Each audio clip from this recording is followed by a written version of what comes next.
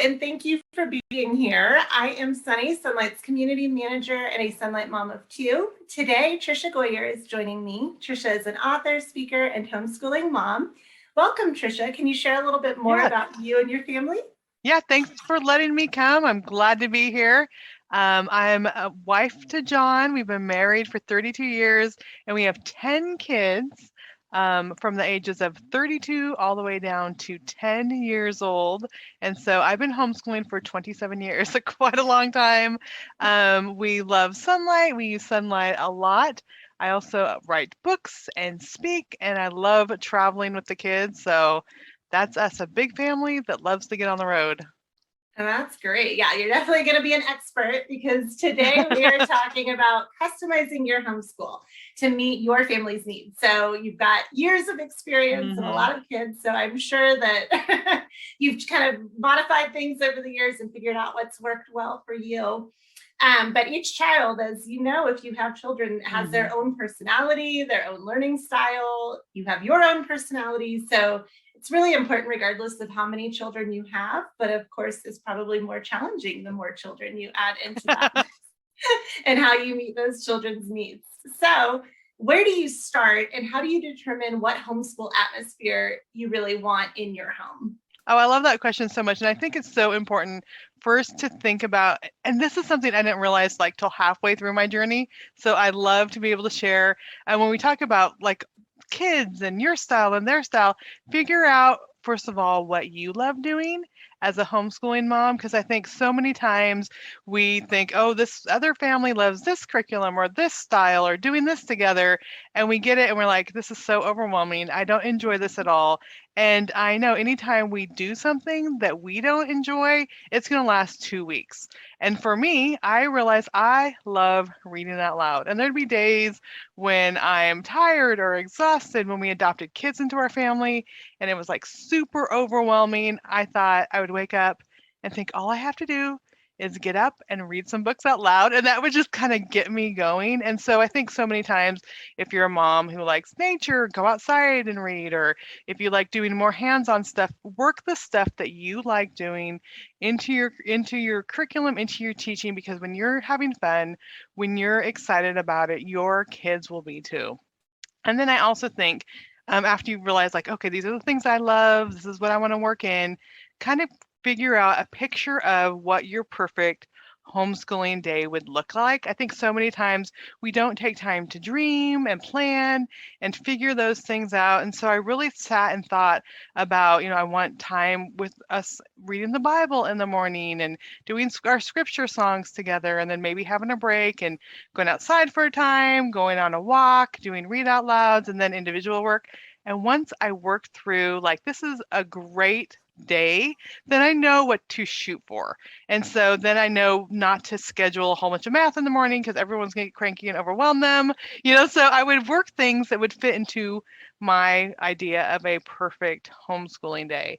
And then I would tell the kids, okay, this is like, I don't have like a 30-minute schedule or anything, but they know these are the things we do. So I'd even set out the books we're going to be reading. I give them idea of what we need to get accomplished, when we're going to go outside and get a break. And everyone, we just made this natural rhythm of what we enjoyed as a family. And I mentioned, like, I'm a mom who loves reading out loud. Well, I have some kids. I have one, especially, she's 14 now. And we adopted her when she was 5, and she does have some learning challenges.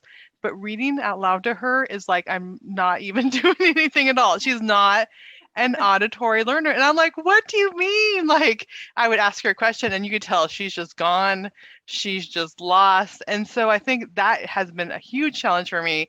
Like you said, like every kid is different. We have 10 kids that I've homeschooled, and there's not 2 of them who have been alike. And so figure out like, okay, for the majority of our kids, this is going to work. And then when you have those specific kids, where like auditory is not her thing. So I need to figure out how to take what I'm teaching to the other kids and apply it to her. So one thing that I did when we were reading out loud, I would have a whiteboard and just draw things for her.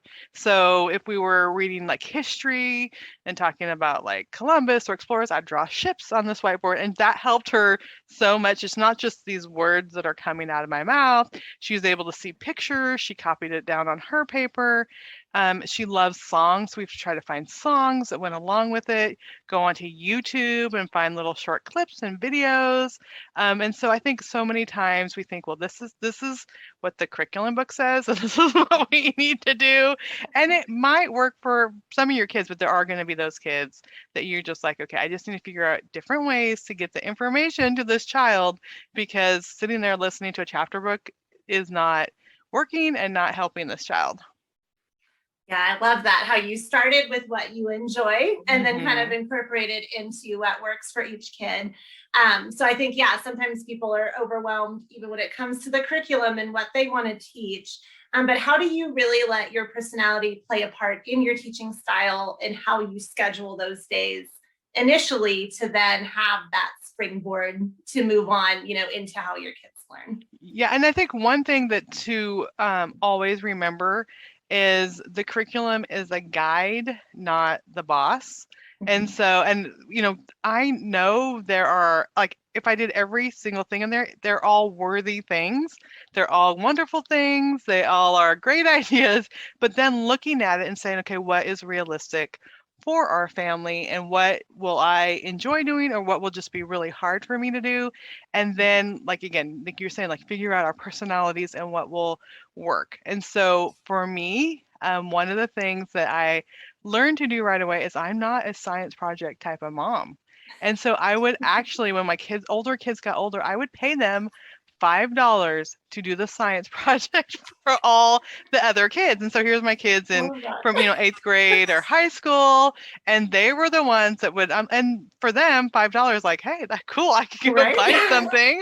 This is great. And I would say, here's the materials, here's the project, but you need to like set it up. You need to have your questions ready. You need to know the answers. So actually, it was helping my older kids, because to be able to teach something to someone, you need to be able to know it. So they were spending time going through the project, thinking ahead, planning all the materials, and then I would watch. Like, I'm totally happy watching and being there to assist maybe a younger sibling. And so figure out, okay, my personality is not I do not want to do the science projects. I will push them off and keep postponing them. And the kids really love them. And so finding those older kids to do it for me was something that really, really worked. And so just think about that. I've also in the past, I've had other moms where I'm all about reading and history and their science. And I had one years ago with my first three, one mom that she would switch it off with me. So I would take the kids on Tuesday and do the things I loved, and she would take the kids on Thursday. And so we each got like a 3-hour break, like to just have some quiet time as a mom. And then the other person would be doing some of the activities with our kids. And so that worked really, really well. Sometimes I think as moms, we try to compare like our weaknesses to someone else's strengths. Like, oh, she's so good with crafts, or she's so good with, doing the science things. Instead, we could say, oh, you're really good at this. I'm really good at this part. Why don't we switch kids for a while?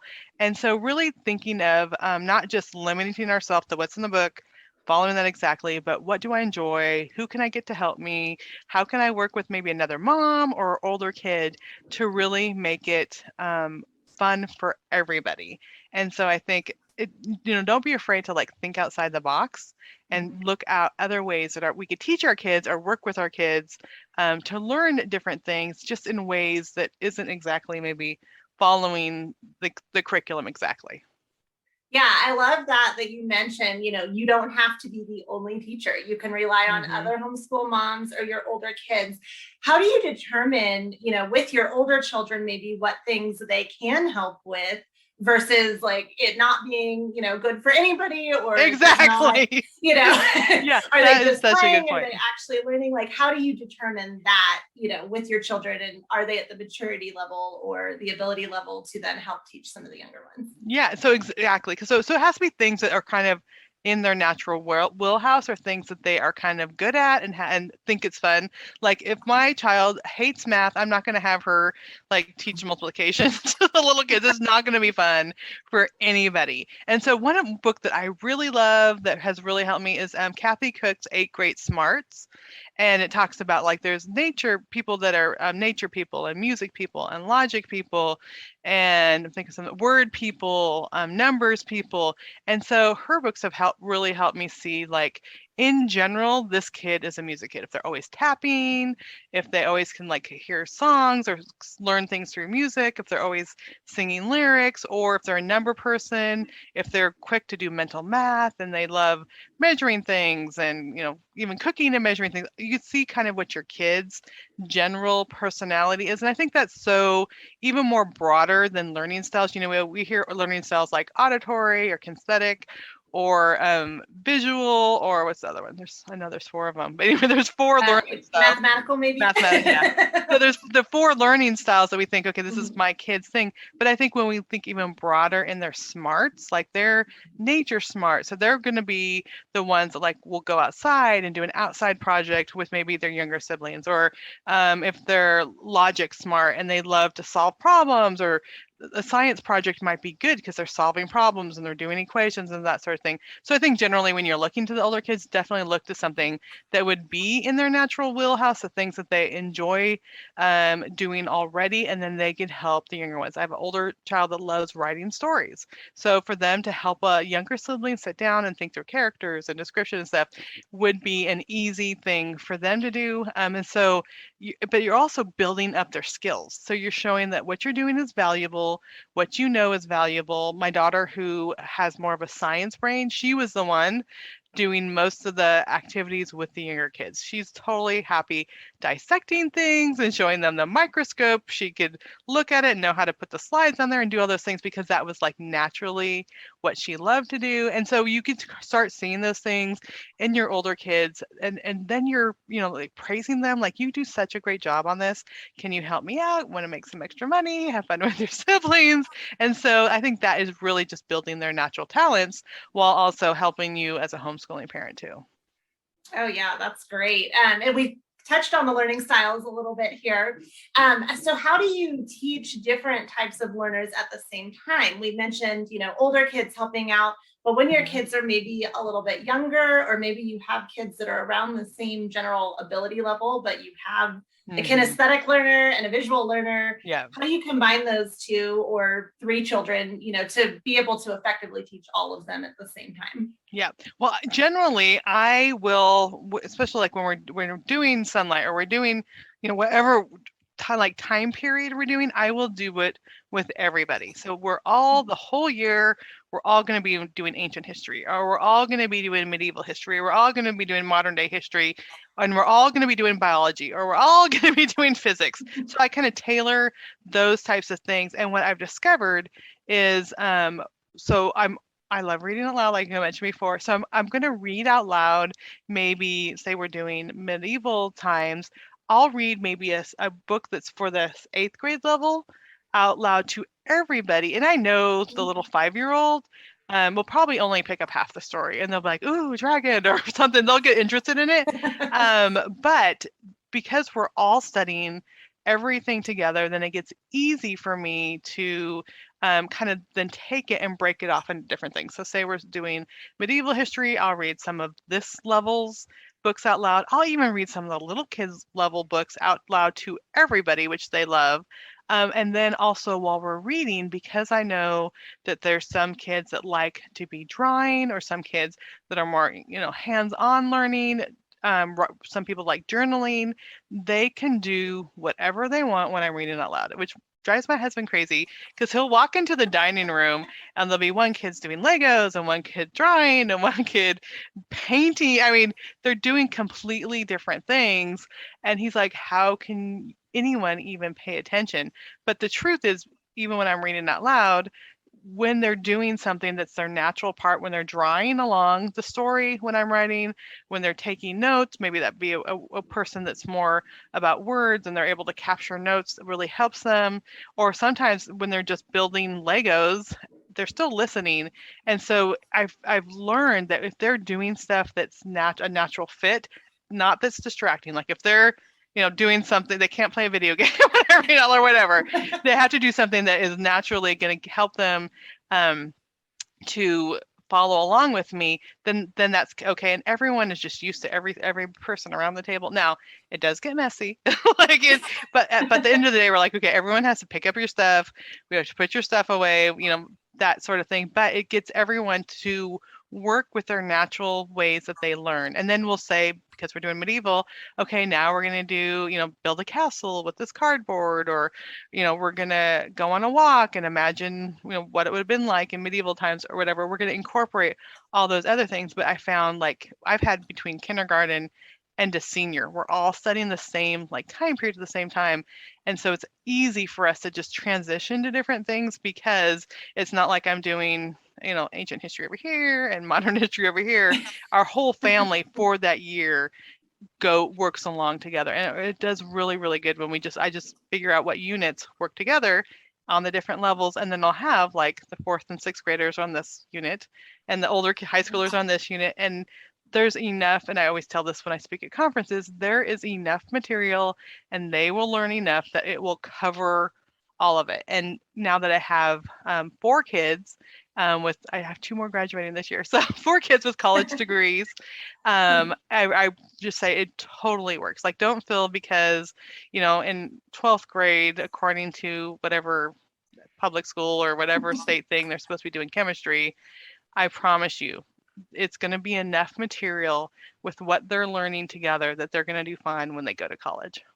I love that. Yeah. And I love that you mentioned that you'll read aloud sometimes from the younger program or the older program to all the kids. So how do you do that? Do you read all of the read alouds, or do you kind of divide them up when you're doing multiple programs, where you're only picking and choosing? How do you make that work where you're not reading all day? Exactly.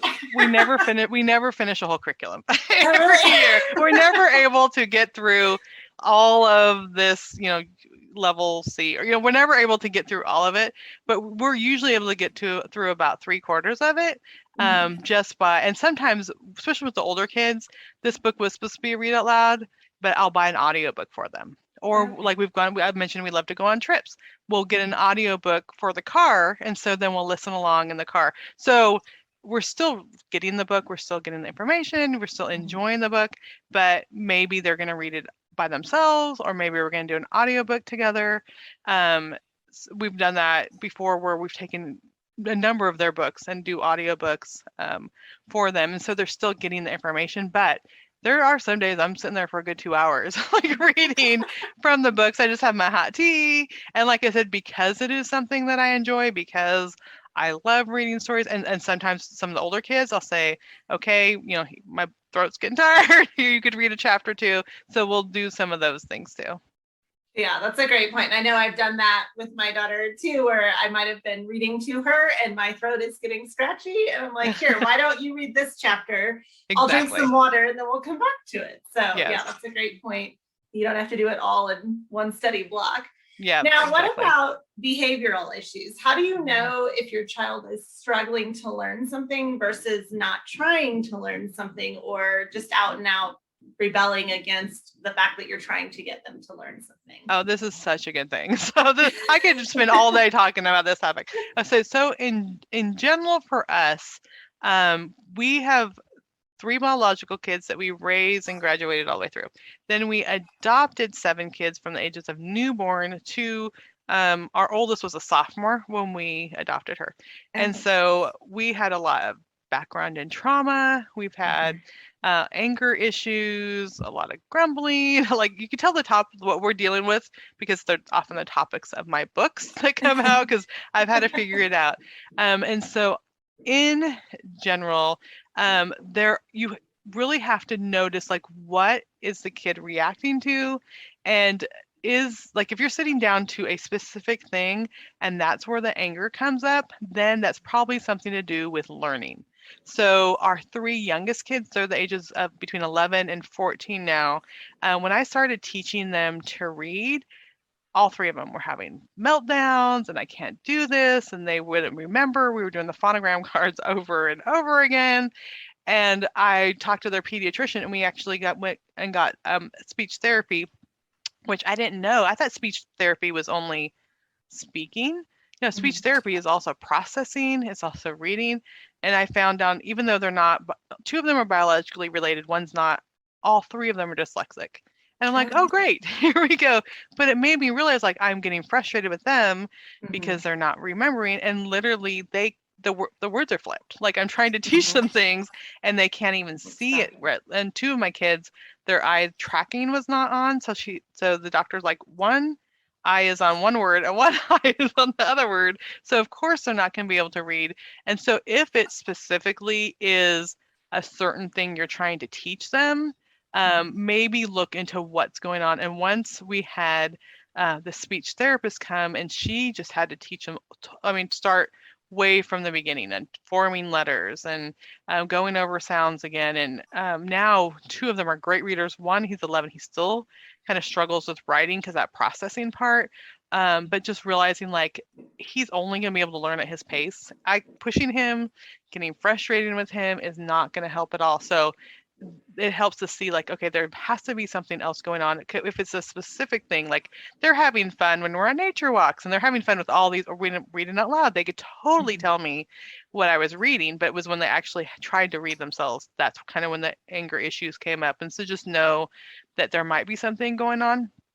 Years ago, when I first started homeschooling, one homeschooling mom of 8 told me, if something is really frustrating to them, if you think they could do it, like you don't think there's a dyslexia or other issue, and you think they could do it, but they're just not getting it, she says, wait for 6 months and try it again. And that has worked so many times. As I'll be teaching a new math concept and they're just not getting it.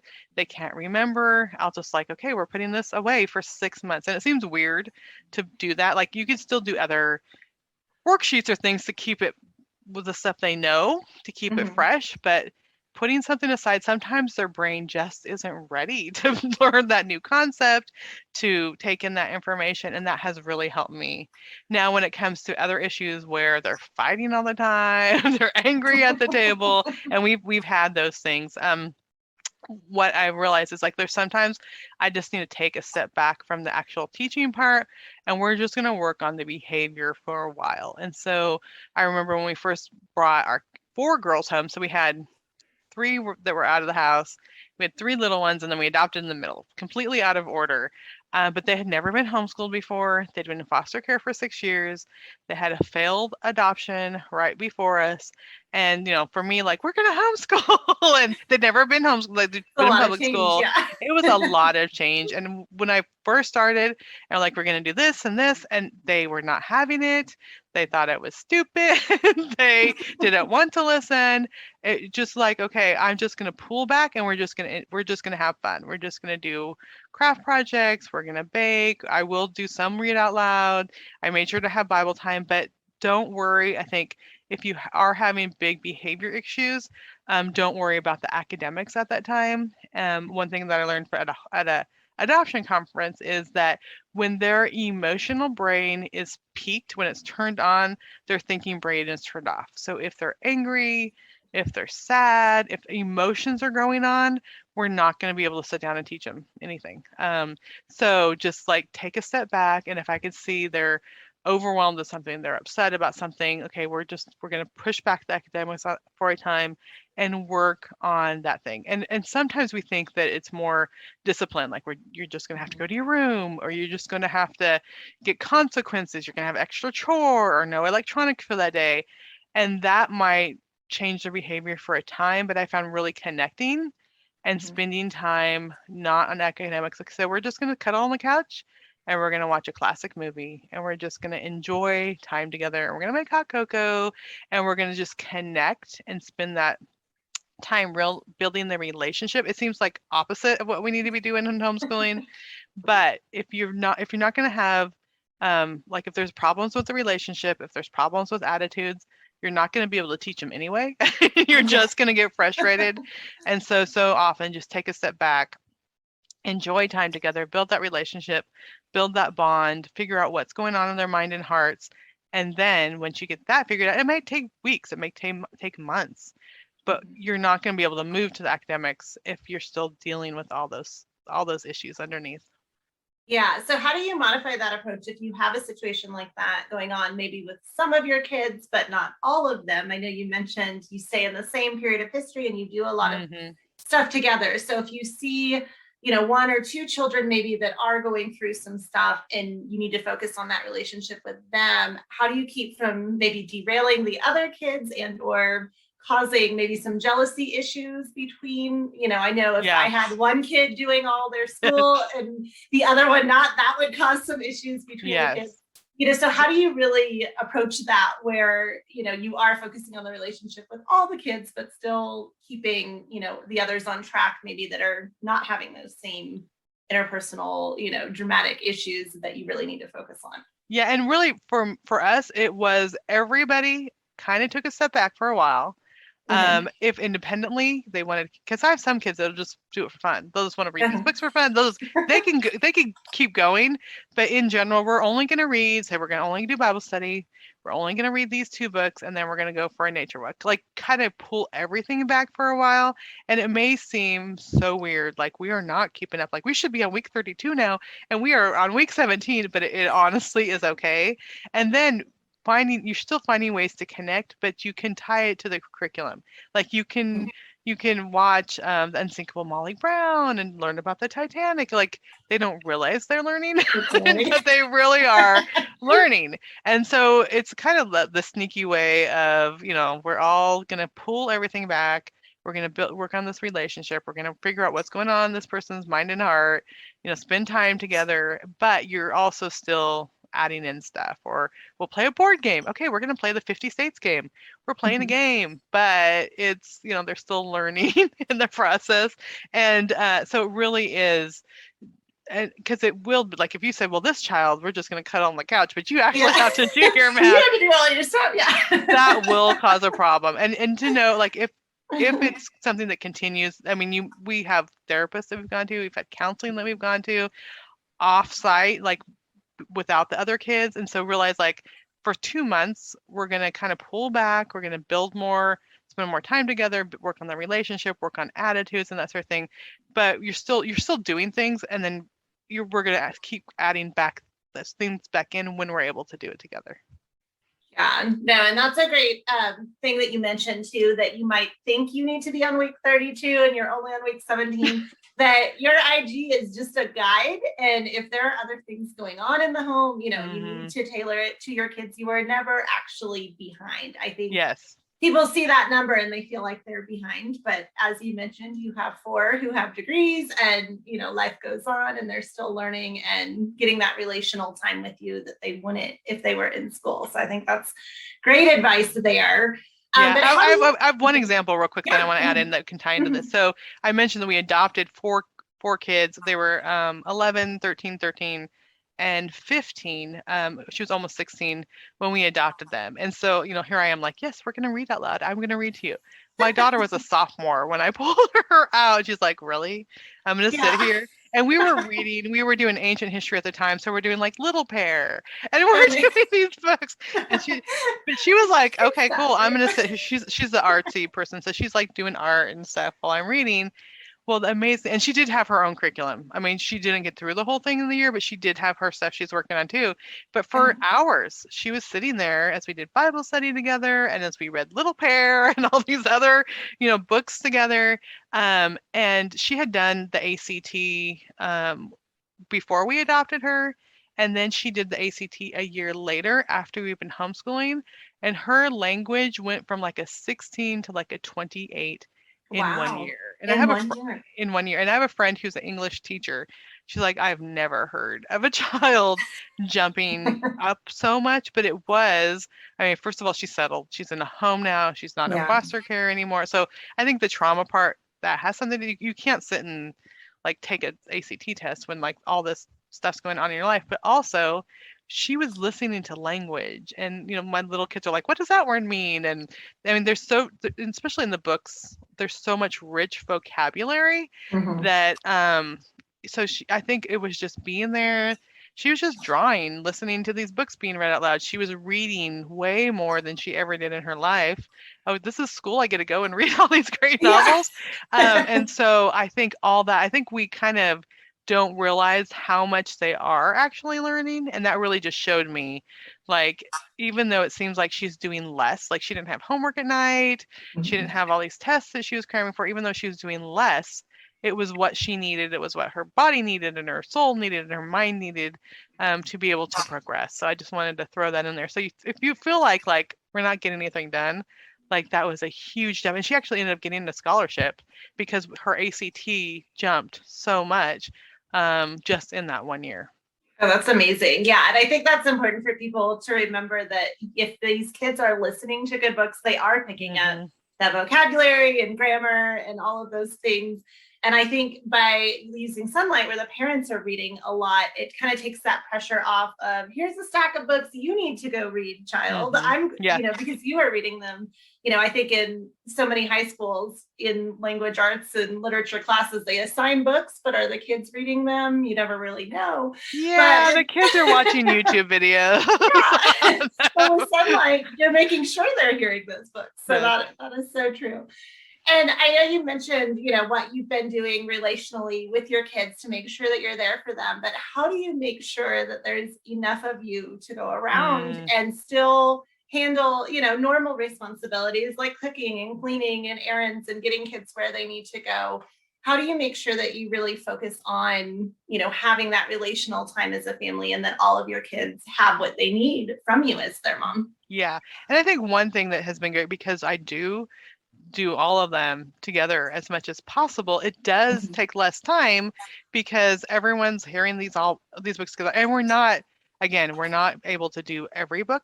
We're not trying to keep up with the curriculum. We're doing enough for the day. So by having that together, we have that time together. So I'm not doing individual curriculums with each child, which would be completely overwhelming, and I would not have a time to do it. We're doing stuff together. Again, the older kids' books I'm reading out loud. The younger kids' books I'm reading out loud. So it works. So we're all that time is less because we are doing it together. But also, one Bible story that I love is the story of Zacchaeus. And Jesus is being pressed by crowds, and there's people all around him, and he sees Zacchaeus in a tree, and he's like, Zacchaeus, I'm going to your house today. And there was something about that he just knew, I'm sure being Jesus, he knew that was the person he was supposed to go with. But out of all the responsibilities and the things he could have doing, he focused on that. And so really, I just tried to be aware to like what child seems to be off, what child seems to be needing me. Right now I have 5 kids that are home. At my peak, I had 7 that I was homeschooling all at the same time. And because my first 3 were already graduated by the time we got the other ones. And so really you could tell if something's off with the kid, if something's going on with them. And so then I could say, hey, I have to go run to the post office. You want to go with me? Go get a smoothie, just figure out that individual child, how you can meet their needs. One of my daughters, I could tell she was just having an off day. And I'm like, you want to help me wrap presents? And she's like, oh, because all of a sudden she gets to see what some of her siblings were having. Oh, nice, yeah. But she's like, and I'm like, you can't tell. But anyway, just that moment of us measuring wrapping paper, like I can just see that she needed, and she was able to talk about something she was upset about. And so thankfully, they all don't have issues every single day, all at the same time.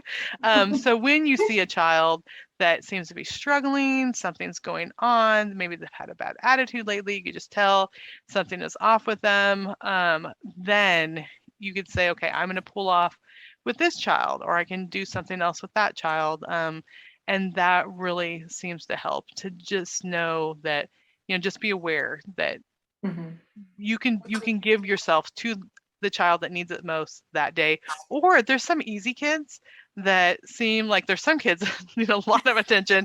And so then I'll remember, you know what, I haven't done something with this kid. They're fine. They seem fine, their attitudes, but they don't do a lot of acting out. And so they are easy to be ignored. So then I'll remember like, okay, I'm going to take this child to lunch or something. So just kind of that awareness of their kids and what's going on in your home, and choosing to do things. We've also had seasons where my husband and I will take a child once a week out to lunch. It'll be either his turn or my turn, and we'll just work through the kids and get them Oh, all out to lunch. nice. So you can find ways to have that individual time with kids.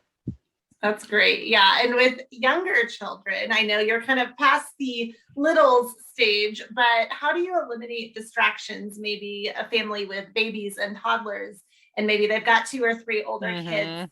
How do you still make sure they're learning, especially in those early grades where they're learning how to do everything for the first time, reading and writing and math and all of that, but still take care of the needs of the very needy, baby or toddler that's also.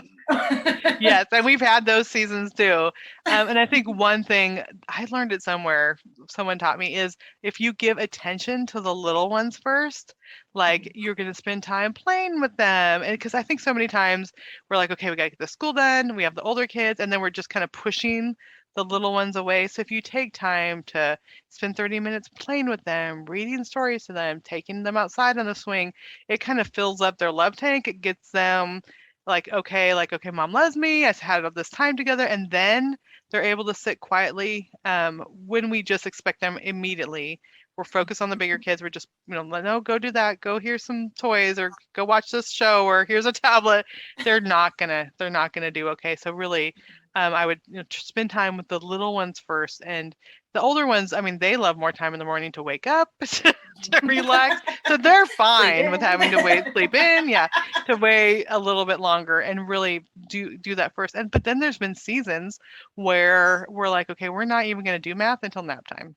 Like it is impossible. These kids cannot concentrate when there's a toddler running around or making a lot of noise or the baby's fussy. And so then you sometimes even have to order your day. Like this is something, the kid doesn't mind like coloring and stuff when I'm reading out loud, and that's fine. But if there's something we really need to concentrate, we're going to wait till nap time, or we're going to wait to do it after bedtime, or you figure out the schedules. And thankfully those are seasons. We always think like we're never going to get through this and this is so hard, but those kids do grow up and do learn to quiet down. And now I have grandkids. So there's been times I've had grandkids over running around when I'm trying to homeschool. So it's like, guess what? You get to sit up here and eat some cookies and color while we're reading. But it is all a season, and it'll be okay. And it also shows the older kids to have compassion for the little ones. Like we don't want to just see the little ones as they're bothering us, they're a pest, but we can play with them. We could all play with them and entertain them. And then when they're able to get settled down, then we can work on our other stuff. Yeah, that's great. And when you're trying something, that is all those sayings about your best laid plans or your intentions, and you're trying to do something and it's not working out, or you feel like you're up against a wall, and, whether it be relational or academic or whatever, when do you know that it's time to maybe get in some extra help from somebody else, or that you should look for maybe professional help, depending on what the situation is? How do you kind of troubleshoot those issues and figure out, this isn't working and now I'm stuck. What do I need to do now? How do you troubleshoot that problem? Yeah. Well, if it's academically, you can tell there's something really going on with your child. Talk to your child's pediatrician. And I didn't realize that we've had speech therapy, we've had occupational therapy, we've had physical therapy, and then we've had counseling and, that type of therapy. And going through the pediatrician, we get all those services through insurance.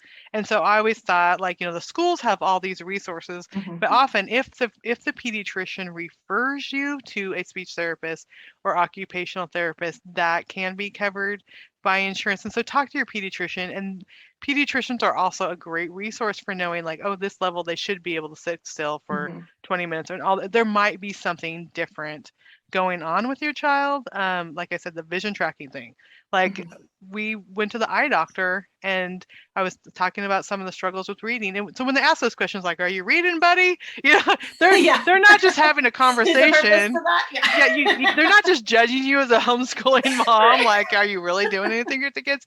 They can tell by certain things. And so he did more they had them go in and test different things, and my kids' eyes were not tracking, they were not moving together. And so those types of people can be great resources, or other homeschooling moms that if you know, you can talk to them like, what do you do for this?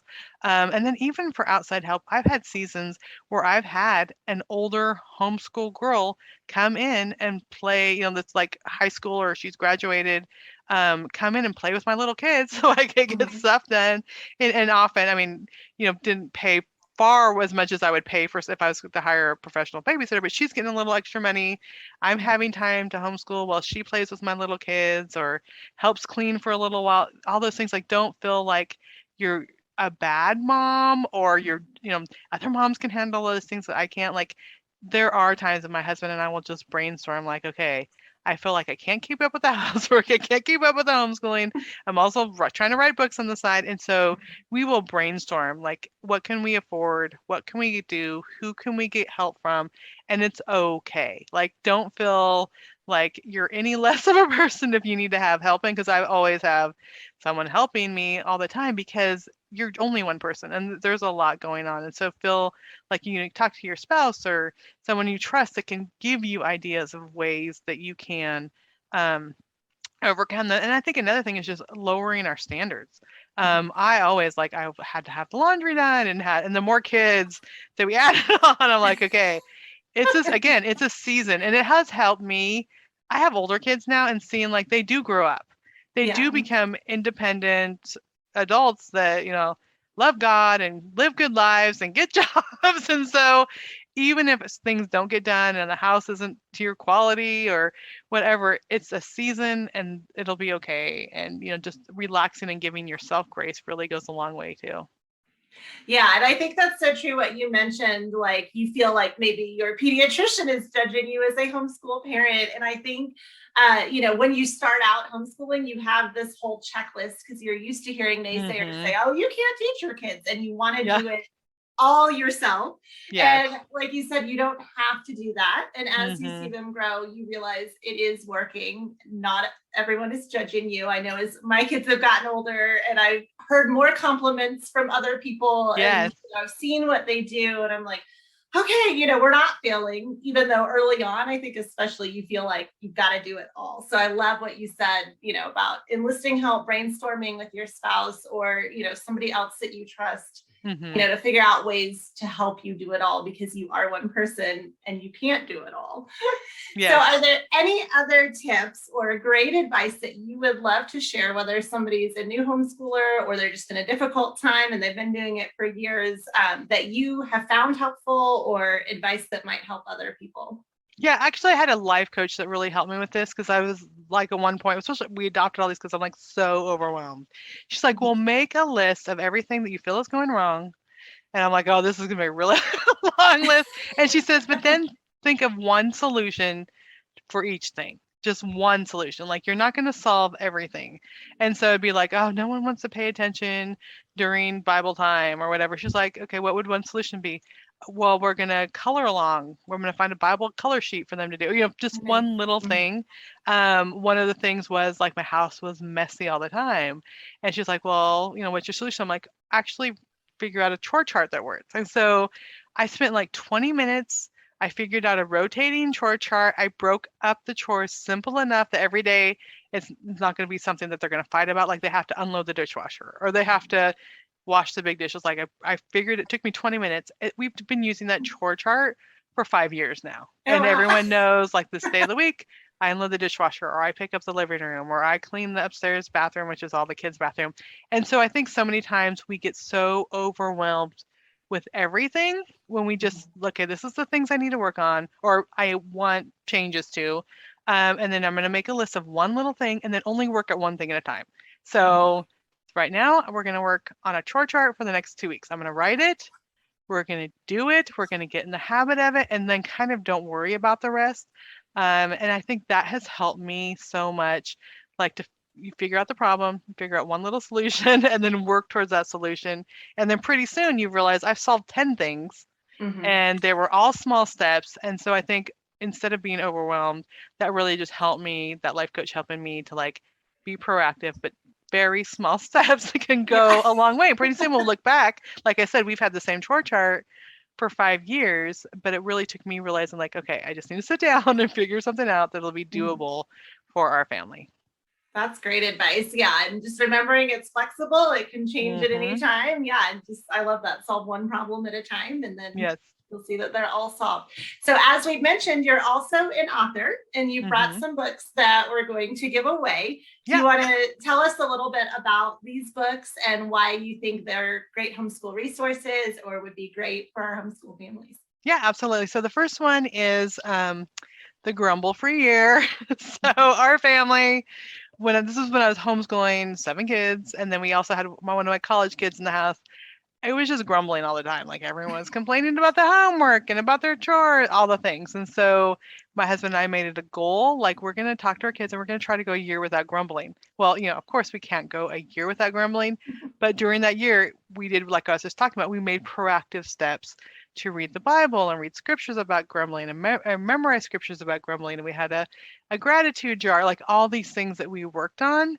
And so this just kind of goes through our journey as a family and then ways, and truly by the end of the year, we were so much better about being more grateful and thankful than we were about grumbling. So it's fun because it talks about all the stuff we did wrong. So other families like, I just love that you were so real in it. I'm like, yeah, because we're a real family, but also things that did work for our family that other people can follow. So that the Grumble-Free Year is one I'm giving away. And then, so we have a children's book that go with it. My friend Amy Parker, who's a New York Times bestselling author, she did this with me.